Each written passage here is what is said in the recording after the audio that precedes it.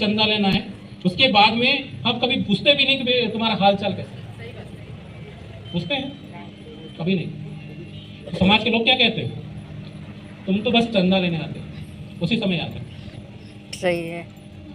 इसका कंपेयर करके देखिए, पंजाब में गुरुद्वारे चलते हैं, गुरुद्वारे बहुत चलते हैं, उसमें कोई चंदा मंग नहीं जाता। जैसे ही फसल कटती है सब लोग ला के दे देते हैं, और रोज लंगर बढ़ता है, रोज लंगर बढ़ता है, उसमें कोई भूखा नहीं रहता, सब अपनी सेवा देते हैं, कोई समझाने भी नहीं जाते। क्या समझाने की बात नहीं जाता। और हम ये दूसरी और कटु बात बोल रहा हूँ, क्योंकि हमारे जो बौद्ध विहार है, ज़्यादातर इलाके में बौद्ध विहार बनी है, जो हमारी सामाजिक संस्था बनी है, वो मुश्किल से साल भर 4 या 5 बार खुलती होंगी, मैं ज़्यादा बोल रहा हूँ। एक तो 14 अप्रैल के दिन, जो दिन भर लोग रैली निकालेंगे और फिर घूम के घर में आ जाएंगे, दूसरे दिन भूल जाएंगे क्या होगा। उसके बाद बुद्ध पूर्णिमा आई, उस समय माला चढ़ा दिए बस, और वेल दूसरे दिन भूल गए। लेकिन उसके बाद साल में 365 दिन है, उसमें से 5-6 दिन हटा दिए, तो उसमें हमने समाज के लिए किया क्या, ये सबसे बड़ा इंपॉर्टेंट पार्ट है। हम उसको छोड़ देते हैं, हम उसको छोड़ देते हैं, उसका कोई रिकॉग्नाइजेशन नहीं। 365 दिन में 5 दिन छोड़ दिए तो 360 दिन हमने किया क्या, उसका आउटपुट क्या है। इनपुट देने के बाद अगर आउटपुट ना निकले तो काम का रिकॉग्नाइजेशन क्या है, क्या पद चाहिए। हम इतने भी संगठित नहीं है कि 4-5 लोग जो एक विचारधारा के लोग हैं वो मिलके अपने लोगों के लिए छोटा मोटा बिजनेस चालू कर सकते, क्यों नहीं कर सकते। देते पैसे 5 हमारे घर सब ज्यादा देता है। जब तक हम एकत्रित होकर संगठित न होकर अपनी छोटा छोटा रोजगार पैदा नहीं करेंगे, हम तरक्की नहीं कर सकते। क्योंकि आज की परिस्थिति है, अगर किसी को मारना है तो उसको इकोनॉमी वीक बना दो, अपने आप मर जाएगा, उसको मारने की कोई जरूरत नहीं है। गवर्नमेंट सर्वेंट नौकरी आज इसलिए नष्ट कर दी गई है कि गवर्नमेंट नौकरी रहेगी नहीं, इन लोग जिएंगे कहाँ से। हम लोग क्या करते हैं, गवर्नमेंट नौकरी के पीछे भागते हैं, मेरे को गवर्नमेंट नौकरी मिल जाए। लेकिन आपने आज देखा है इकोनॉमिकल सेक्टर, बाजार, हमारा कोई प्रतिनिधित्व नहीं है। अगर बाजार में से अगर बाजार ठप हो जाए, share market up and down हो जाए, उसको संभालने वाला भी हमारे पास कोई नहीं है। अगर वो चाहे कि हम तुमको सामान नहीं देते, आप तुम रोड में मर जाएंगे, हमारे पास क्या है कुछ नहीं। क्योंकि इकोनॉमिकल सेक्टर में हमने कुछ भी डेवलप नहीं किया। कुछ लोगों के जो 3-4% लोग हैं, उनके कोई बैंक है, कोई कंपनी है, कोई कुछ है, लेकिन हम पैसा कमा के बैंक में डालें, और वो बैंक तो पैसा लेके जाएगा अडानी अंबानी, और वो पता नहीं अभी तो सब बाहर जाते हैं, हम उसको पहुँचते हैं। तो उनकी तरक्की हमारी बेवकूफ़ी की वजह से।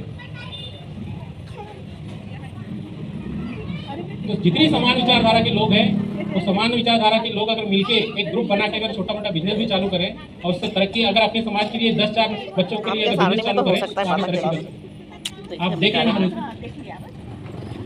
जितने छोटे मोटे आप कहीं भी जाइए, जितने मंदिर है, गुरुद्वारे हैं, उसके आजू बाजू बराबर दुकान लगे होते हैं, और सभी उन्हीं लोग के लगे रहते हैं। मैं नाम नहीं लेना चाहता, आप लोग सभी लोग जानते हैं उसको। किसी की दुकान ये होगी, किराना होगा, राशन दुकान, वो बस उन्हीं के संस्था से लगा हुआ होता है। और हमारे संस्था है, देखना हमारे संस्था रहेंगे बराबर, लेकिन उसके आजू बाजू में हमारा जिससे एम्प्लॉयमेंट आ सके, एम्प्लॉयमेंट जनरेट हो सके, वो ऐसी कोई चीज़ें नहीं होती है क्या? नहीं होती। इसलिए मैंने कहा हमारे जो संस्थान है 4 या 5 दिन खुलते हैं। 4-5 दिन इसलिए खुलते हैं क्योंकि तो क्या हम जो हमारे जो संस्थान है जो रोज खुलती है, अगर वहाँ आवाजाही रोज बना के रखना है, तो क्या हम कपड़े की दुकान, लाइब्रेरी, पुस्तकों की दुकान नहीं रखते, जिससे हमारे 4-5 भाइयों का या जितनी दुकान खोले तो उतना उनका रोजगार चल सके। और जो सामान है दूसरी जगह से खरीदने से, उनसे खरीदे तो कम से कम उनका पेट रोजी तो चलेगी। जो 40 रुपये किलो 70 बाहर मिल रही है, 29 रुपये दे रहा है, और उसमें 1 रुपया बुद्ध विहार में दान दे रहा है, तो उसमें कौन सा फर्क, कौन सी इसको कहानी। बेटा पढ़ाई लिखाई कर रहे हो है कि नहीं, लेकिन तुम तो पढ़ाई लिखाई में बहुत ज़्यादा स्वार्थी हो, जैसे मैं आपको बताऊँ, क्योंकि आप सभी लोगों ने पढ़ा लिखा है, पढ़े लिखे हैं, कोई 5वीं 10वीं जाइए भी। मैंने उससे एक क्वेश्चन पूछा, बोला बेटा ये जो आपके 12वीं में आपके गणित में कितने नंबर आए थे? बोला सर 90। बोला बढ़िया है, बहुत अच्छा। फिर मैंने पूछा बेटा इस जो 90 नंबर आपको मिले हैं, उस 90 नंबर में से क्या एक नंबर आपका जो भाई 12वीं की परीक्षा दे रहा है, छोटा भाई, उसको 1 नंबर की जरूरत है, तो आप इस 90 नंबर से 1 नंबर निकाल के दे सकते हो? बोले सर नहीं। क्यों? मैंने बोला बेटा तुम अपना खाना दे सकते हो, अपने शरीर का ब्लड, अगर ब्लड ग्रुप मिले तो ब्लड दे सकते हो, खाना दे सकते हो, यहाँ तक कि आपके शरीर के जो ऑर्गन्स है अगर उसकी भी जरूरत पड़े तो भी दे दोगे। लेकिन जो मार्कशीट में 1 नंबर है उसको जरूरत है, 90 नंबर तुम्हारे पास बहुत एक्सेस है, 33 नंबर बात हो जाता है, 1 नंबर क्यों नहीं दे सकते? बोले सर मैं दे नहीं सकता। बोले क्यों नहीं दे सकते? इससे ज्यादा स्वार्थी तुम हो से नहीं सकते हो। जब तुम इतने बड़े स्वार्थी हो, पढ़े लिखे लोग इतने जो पढ़ लिख के आए हैं इतने बड़े स्वार्थी हो, तो जो कुछ कर रहे हैं अपने लिए कर रहे हैं। अगर अपना डेवलपमेंट होगा तो समाज का डेवलपमेंट तो होगा ही ना। तो क्या हम समाज के ही अंग है, और समाज के जब अंग है तो अपना डेवलपमेंट करेंगे तो समाज का डेवलपमेंट होगा। बस उसमें हमको क्या है, अब संगठन की बात आता है। तो क्या संगठन में एक होकर हम काम कर रहे हैं?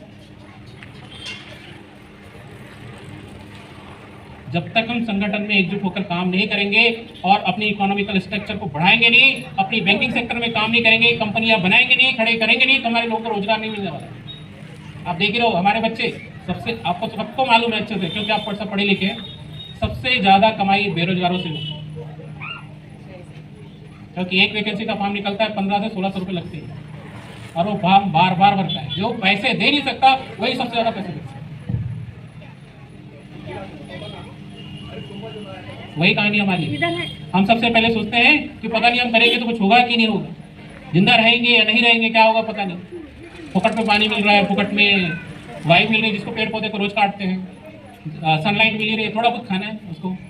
अब सिंपल सी बात देखो, चाइना, सिंपल सी बात देखिए, अब चाइना में टेबल कुर्सी को छोड़कर सब खाते हैं। टेबल कुर्सी जो निर्जीव वस्तु है उसको छोड़कर सब कुछ खाते हैं। लेकिन हमारे पास एक सिलेक्टेड चीज़ें हैं, जो सब्जियां हैं, जब उसका आपको सीधी सी बात है साइंस की में सोच कर सीमित जब चीज़ें मार्केट में आएगी और वो सप्लाई ज़्यादा होगी तो उसका रेट तो बढ़ने वाला है कि नहीं। और डिस्कवरी में एक चैनल में, उसका नाम तो मैं बोल रहा हूँ, एक ज्योग्राफी में जो घूमता था तो देखा होगा आपने, वो बंदा उसके जब जाता है कहीं भी घूमने तो उसके पास बैग रहता है, कुछ नहीं, कहीं भी कूद जाता है और रिटर्न वापस आ जाता है। जड़ी बूटियाँ इतनी है, इतना खाद है। तो सबसे पहले चाइना ने ये किया कि एक चीज़ों को कैटेगराइज किया कि जीवन जीने के लिए किस किस की जरूरत है, कौन सा कैल्शियम कहाँ से मिलेगा, कौन सी चीज़ें कहाँ से मिलेगी, ये सारी चीज़ें कहाँ से मिलेगी। तो हमको अपना खान पान भी उसी हिसाब बनाना है जिससे हमारा जो कास्ट है, जीवन में जो ज़्यादा पैसा खर्चा होता है उसको कम कर जाता है। ये दवाई इसलिए खाते हैं कि बीमारी ठीक हो, और बीमारी लाता कौन है? हम ही लोग। इसका मतलब क्या है? हम अपने पैर में खुद कुल्हाड़ी मार रहे हैं। जब अपने पैर में कुल्हाड़ी मार रहे हैं और बोलेंगे तरक्की हो जाए, तो तरक्की पॉसिबल है क्या? जब तरक्की नहीं होगी तो बाबा साहब के विचार कहाँ आगे बढ़ेंगे?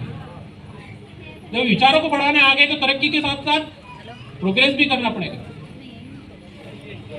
अब मैं एक सिंपल सा लॉजिक बताता हूँ, इस चीज़ को अदरवाइज मत लेना बिल्कुल। मैंने एक डेटा निकाला था 2020 में। अब आप उसमें कई लोग मुझे बोल सकते हैं कि आप ऐसा कैसे बोलते हैं, मैं पहले से समझ आता हूँ। 2020 का मैं डेटा एनालाइज कर रहा था, मैंने एक देखा कि पूरे भारत में 20 करोड़ रुपया बाबा साहेब की जयंती और रैली मनाने में खर्च हुआ। ठीक है, ये बात सही है। ठीक है, मैं नहीं चाहता कि नहीं मनाइए, बिल्कुल मनाइए, हमको याद करना चाहिए। मैं यहाँ अगर मोमबत्ती जलाता हूँ, फूलमाला जलाता हूँ, तो जलाने के बाद में अगर मेरे मन में श्रद्धा नहीं है तो कोई मतलब नहीं, उनके विचारों को फॉलो नहीं करो तो कोई मतलब नहीं है, क्योंकि मैं बहुत कटु बात बोल रहा हूँ। लेकिन मेरे मनों में विचार है और एक मोमबत्ती में जला दी और उनके विचारों को मान रहा हूँ, तो मैं सच्चा एक बाबा साहब अम्बेडकर का नहीं हुए। ये तो क्या मतलब मैं इतना दिखाव करूँ? अगर उस 20 करोड़ रुपए में से अगर 5 करोड़ भी जयंती में मनाया जाए और 15 करोड़ बच के अगर उसके स्कूल लाइब्रेरीज बनाए जाए तो कितना डेवलपमेंट होगा? हम यही बोलते हैं घर में, हमारे नंद होता कि नहीं? हम अपने जीवन में इतने ये चीजें को, इतना पैसा जो आता है, पैसे का जो मूल्य है, उस मूल्य को समझने न समझकर उसका जो व्यय करते हैं, अपने व्यय में कभी कंट्रोल नहीं कर पाते और उसके वजह से हम सबसे ज्यादा परेशानी लेके आते हैं। और इस परेशानी का हल यही है। सब लोग कहते हैं बाबा साहब ने संविधान लिखा, वो तो लिखा ही है, तो कोई दो बात तो है नहीं। सबसे बड़ी मैं चीज़ है, बाबा साहब ने संविधान में इतने आर्टिकल लिखे। बाबा साहब की सबसे डीएससी की जो थीसिस थी वो थी प्रॉब्लम ऑफ रुपीज, जिसमें पूरे भारत देश की अर्थव्यवस्था और पूरे विश्व की अर्थव्यवस्था जो अर्थशास्त्र उसको फॉलो करते पड़ते हैं। लेकिन मैं गारंटी के साथ कहता हूँ कि हमारे समाज में 100 में से कम 5% ने प्रॉब्लम ऑफ रुपीज को पढ़ा होगा, उसके बारे में उसको कोई पढ़ाई नहीं, जिसके वजह से भारत का रिजर्व बैंक ऑफ इंडिया बना, कई डैम बने, सब मंत्रालय बने, कई मंत्रालय डेवलप हुए।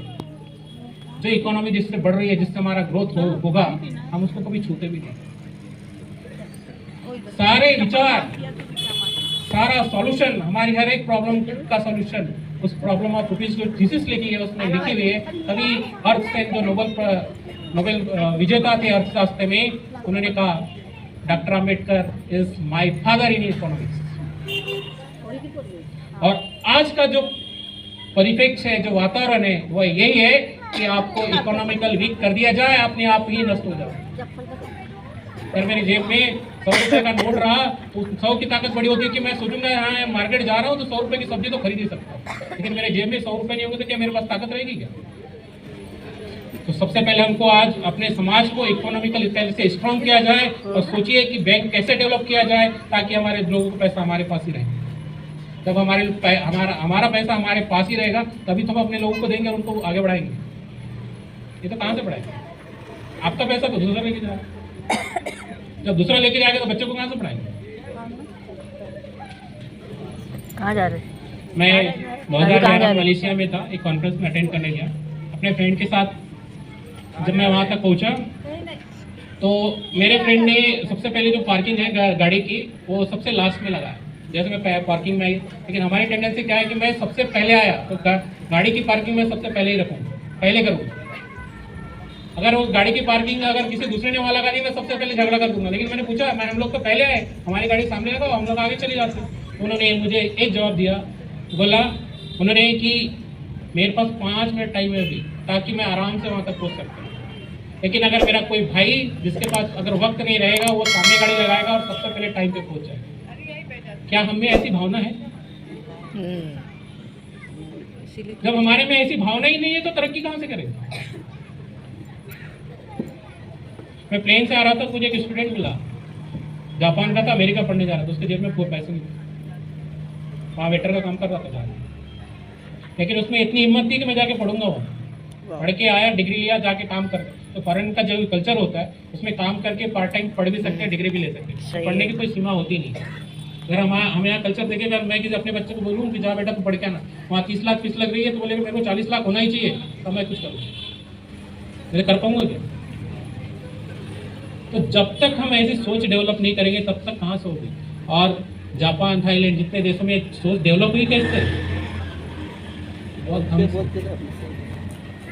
आज उस चीज को पढ़कर उन्होंने कहाँ से कहाँ तरक्की कर ली, हमारे 100 साल आगे है, लेकिन हम जहाँ से हुआ हम उसको पढ़ते हैं कहानी के रूप में, प्रैक्टिकली कभी इम्प्लीमेंट नहीं करते अपनी जीवन। नहीं लग रही था आपको? जब तक हम उसको प्रैक्टिकली इम्प्लीमेंट नहीं करेंगे, समझेंगे नहीं, तो तरक्की कहाँ से करेंगे? और तरक्की होगी तो समाज तरक्की करेगा, हम लोग सब तरक्की करेंगे, हमारे बच्चे अच्छे जाएंगे, तभी संसद इधर उधर जहाँ भी बोल रहे हैं बहुत सब बैठ सकते हैं। तो मैं सिंपल सा किस्सा बताता हूँ आपको। बाबा साहब